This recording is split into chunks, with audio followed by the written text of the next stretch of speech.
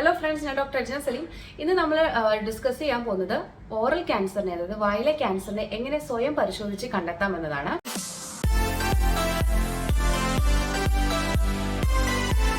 പ്രതിവർഷം 1 million new കേസുകളാണ് oral ക്യാൻസറുകൾ ഇന്ത്യയിൽ റിപ്പോർട്ട് ചെയ്യുന്നത്. ഇത് ലോകരാജ്യങ്ങളിൽ ഇന്ത്യക്ക് 2ാം സ്ഥാനമാണ് നൽകുന്നത്. അപ്പോൾ തന്നെ ഈ ടോപ്പിക്കിന്റെ റിലവൻസ് വളരെ കൂടുതലാണ്. നിർബന്ധമായും എല്ലാവരും എല്ലാ മാസവും നമ്മുടെ ഓറൽ ക്യാവിറ്റി പരിശോധിക്കേണ്ടത് അത്യാവശ്യമാണ്. ബ്രസ്റ്റ് ക്യാൻസർ പോലെ തന്നെ ഓറൽ ക്യാൻസറും സ്വയം പരിശോധനയിലൂടെ നമുക്ക് കണ്ടെത്താൻ സാധിക്കും.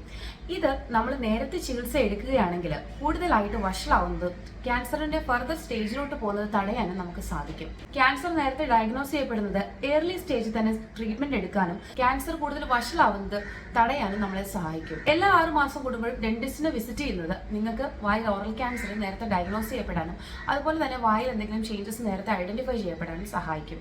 February 4 നമ്മൾ വേൾഡ് ഓറൽ ക്യാൻസർ ഡേ ആയിട്ട് ആചരിക്കുന്നുണ്ട്.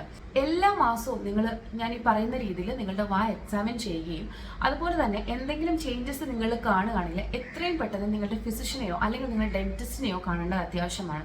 ഇതിനായിട്ട് നമുക്ക് വീട്ടിലുള്ള തന്നെ കുറച്ച് സാധനങ്ങളാണ് വേണ്ടത്. ഒരു മെറ്റൽ സ്പൂൺ എടുക്കുക, വീട്ടിൽ തന്നെയുള്ള ഏതെങ്കിലും ചെറിയൊരു സ്പൂൺ എടുത്താൽ മതി. പിന്നെ വേണ്ടത് ഇതുപോലെ ഒരു ഗോസ് പീസ് ആണ്. ഇനി ഗോസ് പീസ് ഇല്ലാന്നുണ്ടെങ്കിൽ ചെറിയൊരു കഷ്ണം കോട്ടന്റെ തുണി എടുത്താലും മതി. പിന്നെ വേണ്ടത് കണ്ണാടി, അതുപോലെ തന്നെ ഒരു ടോർച്ച്, വായിലുള്ളിൽ കാണാൻ പറ്റിയിട്ട് ടോർച്ചും ആവശ്യമാണ്. എങ്ങനെ ഓറൽ ക്യാൻസർ സ്വയം പരിശോധിക്കാം എന്നതിലേക്ക് കടക്കാം. ആദ്യം നമ്മൾ ചുണ്ടിന്റെ ചുറ്റും ഒന്ന് തടവി നോക്കുക. ഈ ഭാഗത്ത് എന്തെങ്കിലും തടിപ്പുകളോ മുറിവുകളോ അതുപോലെ തന്നെ ഉണങ്ങാതെ നിൽക്കുന്ന മുറിവുകളൊക്കെ ഉണ്ടോ എന്നുള്ളത് നമുക്ക് ചുണ്ടിന്റെ ചുറ്റും ഇങ്ങനെ തൊട്ട് നോക്കുക. അത് കഴിഞ്ഞതിന് ശേഷം നമ്മൾ ലോവർ ലിപ്പ്, അതായത് താഴത്തെ ചുണ്ടിന്റെ ഉൾവശമാണ് പരിശോധിക്കാൻ പോകുന്നത്. അപ്പോൾ താഴത്തെ ചുണ്ട് നമ്മൾ തുറന്നു നോക്കുക.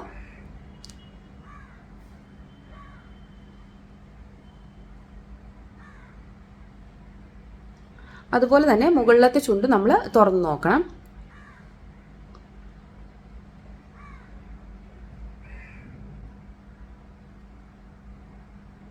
ഈ ഭാഗത്ത് എന്തെങ്കിലും തടുപ്പുകളോ മുഴയോ അതുപോലെ തന്നെ കളർ വ്യത്യാസം, ചെറുതായിട്ടുള്ള വൈറ്റ് നിറമോ അല്ലെങ്കിൽ ചുമന്ന നിറമോ അല്ലെങ്കിൽ ഗ്രേയിഷ് ആയിട്ടുള്ള നിറമോ ഒക്കെ കാണുന്നുണ്ടെങ്കിൽ നിങ്ങൾ എത്രയും പെട്ടെന്ന് ഡോക്ടറെ കണ്ട അത്യാവശ്യമാണ്.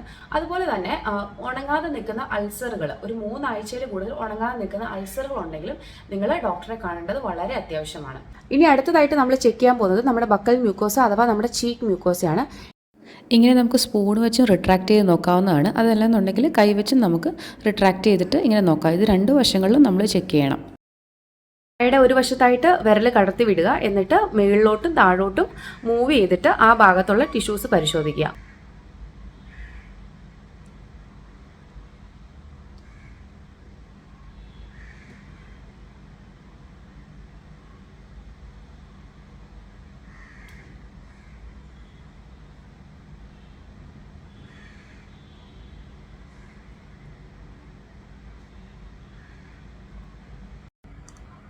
വായുടെ ഒരു വശത്തായിട്ട് നിങ്ങൾ വിരൽ കടത്തുക, എന്നിട്ട് ഇങ്ങനെ ഉള്ളിലോട്ട്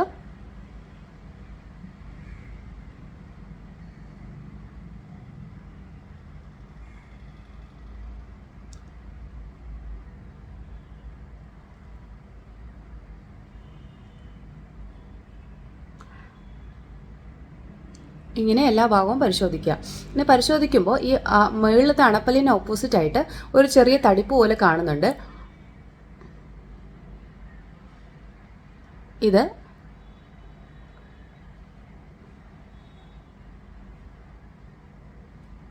ആ തടുപ്പെന്ന് പറയുന്നത് നമ്മുടെ പരോട്ടിഡ് ഗ്ലാൻഡിൻ്റെ ഓപ്പണിംഗ് ആണ്. അത് പേടിക്കേണ്ട കാര്യമില്ല. അതുപോലെ തന്നെ നിങ്ങൾക്ക് എന്തെങ്കിലും ഡൗട്ട് ഉണ്ടെങ്കിൽ പോലും നിങ്ങൾ ഡോക്ടറെ കണ്ട അത്യാവശ്യമാണ്. അതുപോലെ തന്നെ ശ്രദ്ധിക്കേണ്ട വേറൊരു കാര്യമാണ് mouth opening. Limited mouth opening ചിലപ്പോൾ ഒരു ക്യാൻസറിൻ്റെ പ്രീ ക്യാൻസർ സിലേഷൻ്റെ ലക്ഷണമാവാം. അപ്പോൾ ഒരു 3 ഫിംഗർ മൗത്ത് ഓപ്പണിംഗ് മിനിമം ഉണ്ടായിരിക്കണം. അങ്ങനെ കൈ കടത്തുമ്പോൾ ഒരു 3 ഫിംഗേഴ്സ് ഈസി ആയിട്ട് വായിൽ ഓപ്പൺ ചെയ്ത് നമുക്ക് വെക്കാൻ പറ്റണം. അങ്ങനെ പറ്റുന്നില്ല എന്നുണ്ടെങ്കിൽ നിങ്ങൾക്ക് വായിൽ റെസ്ട്രിക്റ്റഡ് മൗത്ത് ഓപ്പണിംഗ് ഉണ്ട്. അപ്പോൾ അതിന് വേണ്ടിയിട്ടുള്ള ട്രീറ്റ്മെൻറ്റുകളും മറ്റു കാര്യങ്ങളിലേക്ക് പോകേണ്ട അത്യാവശ്യമാണ്. അതുപോലെ തന്നെ തമ്പാക്ക് അതുപോലെ ഹൻസ് ഒക്കെ ഉപയോഗിക്കുന്നവരിൽ ലോവർ ലിപ്പിന്റെ ഉൾവശത്തും അതുപോലെ ചീക്കിന്റെ ഒക്കെ സൈഡിൽ വെക്കുന്നവർക്ക് പ്രത്യേകമായിട്ട് ആ ഏരിയയിൽ എക്സാമിൻ ചെയ്യേണ്ട അത്യാവശ്യമാണ്. സ്റ്റെപ്പ് നമ്പർ 3 ജിഞ്ചേവൽ എക്സാമിനേഷൻ അല്ലെങ്കിൽ ഗമ്മിലെ എക്സാമിനേഷൻ. ഈ എക്സാമിനേഷനിൽ നമ്മൾ മോണയുടെ എല്ലാ വശങ്ങളും പരിശോധിക്കുകയാണ് ചെയ്യുന്നത്. പല്ല് കടിച്ചു പിടിച്ചിട്ട് ഇങ്ങനെ മോണയുടെ എല്ലാ ഭാഗങ്ങളും പരിശോധിക്കുക. അതുപോലെ തന്നെ ഉൾവശത്തും മോണയുടെ പല്ലിൻ്റെ ഉൾവശത്തുള്ള മോണഭാഗങ്ങളും പരിശോധിക്കണം. അതുപോലെ തന്നെ മേളനാക്കിൻ്റെ ഭാഗത്തുള്ള ഈ മോണഭാഗങ്ങൾ നമുക്ക് കണ്ണാടിയിൽ നോക്കി വാ തുറക്കുമ്പോൾ നമുക്ക് കാണാൻ പറ്റും. ആ ഭാഗങ്ങൾ പരിശോധിക്കേണ്ട അത്യാവശ്യമാണ്. അടുത്തത് examination of tongue. Examination of ടങ്ങിനാണ് മെയിനായിട്ട് നമ്മൾ ഈ ഗോസ് വേണ്ടത്. കാരണം നമുക്ക് ടങ് കൈവച്ച് പിടിക്കാൻ പറ്റില്ല, ഭയങ്കര സ്ലിപ്പറി ആയിരിക്കും. അപ്പോൾ നമ്മൾ ഈ ഗോസ് വെച്ചിട്ട് ടങ്ങിൻ്റെ ടിപ്പ് ഹോൾഡ് ചെയ്യുക. ഇപ്പോൾ നാക്ക് മാക്സിമം വെളിയിലോട്ട് നീട്ടി നോക്കുക. ഇപ്പോൾ എൻ്റെ നാക്കിൽ ഒരു ബ്ലാക്ക് സ്പോട്ട് പോലെ കാണുന്നുണ്ട്. അത് മെലാനിൻ പിഗ്മെൻറ്റേഷൻ ആണ്, അത് പേടിക്കേണ്ട കാര്യമില്ല.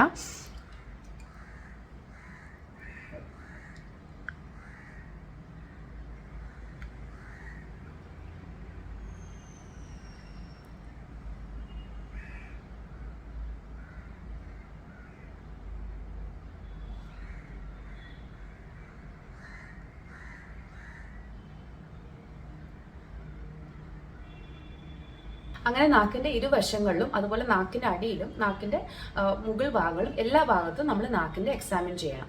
അത് കഴിഞ്ഞിട്ട് നമുക്ക് നാക്കിൻ്റെ ബേസ് ഓഫ് ദി ടങ്, അതായത് നാക്കിൻ്റെ ഉൾവശങ്ങളും അതുപോലെ ടോൺസിലർ ഏരിയയും ചെക്ക് ചെയ്യണം.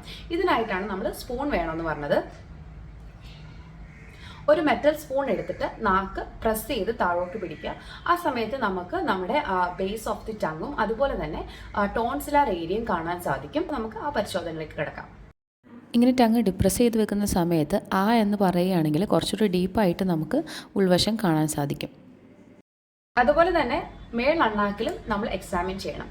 മേളണ്ണാക്കിൽ എക്സാമിൻ ചെയ്യുമ്പോൾ ഇതുപോലെ തന്നെ എന്തെങ്കിലും നിറവ്യത്യാസങ്ങളോ അതുപോലെ തന്നെ എന്തെങ്കിലും ഗ്രോത്തോ വിട്ടുമാറാതെ നിൽക്കുന്ന അൾസറുകളോ, അതായത് 3 ആഴ്ചയിൽ കൂടുതൽ ആറാതെ നിൽക്കുന്ന, അതായത് 3 ആഴ്ചയിൽ കൂടുതൽ ഹീലാവാതെ നിൽക്കുന്ന അൾസറുകളോ ഒക്കെ ഉണ്ടോ എന്നുള്ളത് പരിശോധിക്കുക.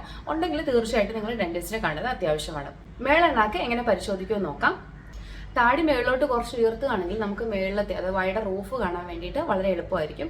അപ്പോൾ വായുടെ റൂഫ് കാണാൻ വേണ്ടിയിട്ട് താടി കുറച്ച് മേളിലോട്ട് ഉയർത്തുക, എന്നിട്ട് ഉള്ളിലോട്ട് നോക്കുക, എന്നിട്ട് ആ ഉൾവശം മുഴുവൻ എക്സാമിൻ ചെയ്യുക.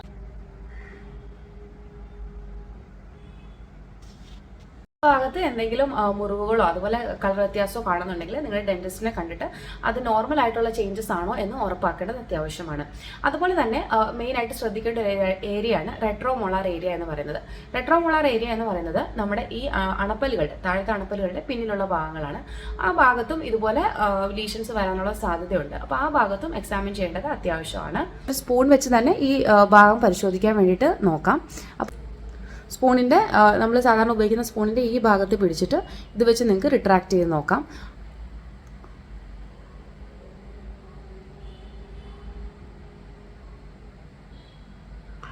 അങ്ങനെ നോക്കുമ്പോൾ ക്ലിയർ ആയിട്ട് ആ ഭാഗം കാണാൻ സാധിക്കും.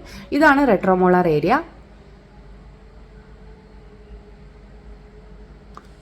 ആ ഭാഗത്ത് എന്തെങ്കിലും ചേഞ്ചസ് ഉണ്ടോ എന്നുള്ളത് നിങ്ങൾ പരിശോധിക്കേണ്ട അത്യാവശ്യമാണ്. ഇത് വളരെ ഇമ്പോർട്ടൻ്റ് ആയിട്ടുള്ളൊരു എക്സാമിനേഷനാണ്. നമ്മുടെ ലിംഫ് നോഡുകൾ എക്സാമിൻ ചെയ്യണം. അതായത് നിങ്ങൾക്ക് താടിക്കൈ ഇങ്ങനെ താടിയിലിൻ്റെ അടിയിൽ കൂടി ഇങ്ങനെ റൺ ചെയ്യിക്കുമ്പോൾ ഇവിടെ എന്തെങ്കിലും മുഴകളോ അതുപോലെ തന്നെ എന്തെങ്കിലും തടിപ്പോ ഉണ്ടോ ഫീൽ ചെയ്യുന്നുണ്ടോ എന്ന് എക്സാമിൻ ചെയ്യുക. ഇപ്പോൾ റൈറ്റ് സൈഡിൽ എക്സാമിൻ ചെയ്യുമ്പോൾ നിങ്ങൾ റൈറ്റ് സൈഡിലോട്ട് തല ചരിച്ച് വെച്ചിട്ട് ആ ഭാഗത്ത് ഇങ്ങനെ പ്രസ് ചെയ്ത് നോക്കുക എന്തെങ്കിലും തടിപ്പുകളോ മുഴകളോ ഉണ്ടോ എന്ന്. അതുപോലെ തന്നെ ലെഫ്റ്റ് സൈഡ് എക്സാമിൻ ചെയ്യുമ്പോൾ ലെഫ്റ്റ് സൈഡിലും ഇതുപോലെ ഇങ്ങനെ പ്രസ് ചെയ്ത് നോക്കുക. അതുപോലെ തന്നെ താടിയിലിൻ്റെ താഴോട്ട് നോക്കിയിട്ട് താടിയുടെ ഈ ഭാഗത്തും പ്രസ് ചെയ്ത് നോക്കുക എന്തെങ്കിലും തടുപ്പുകളോ മുഴകളോ കൈ തടയുന്നുണ്ടോ എന്നുള്ളത്.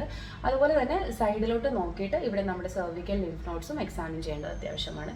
ഈ 2 വശങ്ങളിലേക്ക് നോക്കിയിട്ട് ഇവിടെ എന്തെങ്കിലും തടുപ്പുകളോ മുഴകളോ ഉണ്ടോ എന്ന് നമ്മൾ എക്സാമിൻ ചെയ്ത് നോക്കണം. നിങ്ങൾക്ക് എന്ത് ഡൗട്ട് ഉണ്ടെങ്കിലും നിങ്ങൾ സ്വയം ചികിത്സയ്ക്ക് നിൽക്കാതെ നിങ്ങളുടെ ഡോക്ടറിനെ കാണേണ്ടത് വളരെ അത്യാവശ്യമാണ്. ക്യാൻസറിന് മാത്രമല്ല പലതരത്തിലുള്ള ഇൻഫെക്ഷൻസിലും വായിൽ വരുന്ന ഇൻഫെക്ഷനിലും ഇതുപോലെ ലിംഫ് നോഡുകൾ എൻലാർജ്ഡ് ആയി കാണാറുണ്ട്.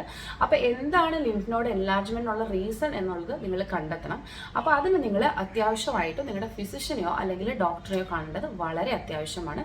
ക്യാൻസർ ഏറ്റവും നേരത്തെ ഡയഗ്നോസ് ചെയ്യുന്നത് എത്രയും പെട്ടെന്ന് ചികിത്സ തേടാനും ഫർദർ ആയിട്ടുള്ള സ്റ്റേജിലോട്ട് ക്യാൻസർ പോകുന്നത് തടയാനും സാധിക്കും. വായിൽ ക്യാൻസർ വരുന്നതിന് മുന്നേ ശരീരം കാണിച്ചു തരുന്ന ലക്ഷണങ്ങളെ പറ്റിയിട്ട് ഒരു ഡീറ്റെയിൽഡ് വീഡിയോ ഞാൻ ചെയ്തിട്ടുണ്ടായിരുന്നു. അപ്പോൾ ആ വീഡിയോ കാണാത്തവർ തീർച്ചയായിട്ടും പോയിട്ട് ആ വീഡിയോ കാണുക. ആ വീഡിയോയുടെ ലിങ്ക് ഞാൻ ഡിസ്ക്രിപ്ഷൻ ബോക്സിലും അതുപോലെ ടാഗായിട്ടും കൊടുത്തേക്കാം. അപ്പോൾ വീഡിയോ കാണാത്തവർ തീർച്ചയായിട്ടും കാണുക. അപ്പോൾ ഇന്നത്തെ എൻ്റെ വീഡിയോ എല്ലാവർക്കും ഇഷ്ടമായെന്ന് വിചാരിക്കുന്നു. വീഡിയോ ഇഷ്ടമായി ലൈക്ക് ചെയ്യുക, ഷെയർ ചെയ്യുക, സബ്സ്ക്രൈബ് ചെയ്യുക. നിങ്ങൾക്ക് എന്ത് ഡൗട്ട് ഉണ്ടെങ്കിലും നിങ്ങൾക്ക് കമൻറ്റ് ബോക്സിൽ കമൻറ്റ് ചെയ്യാവുന്നതാണ്. അതുപോലെ തന്നെ നിങ്ങൾക്ക് എന്തെങ്കിലും സജഷൻസ് ഉണ്ടെങ്കിലും അത് നിങ്ങൾക്ക് കമൻറ്റ് ബോക്സിൽ കമൻറ്റ് ചെയ്യാവുന്നതാണ്. അപ്പോൾ thank you for watching my video. Thank you.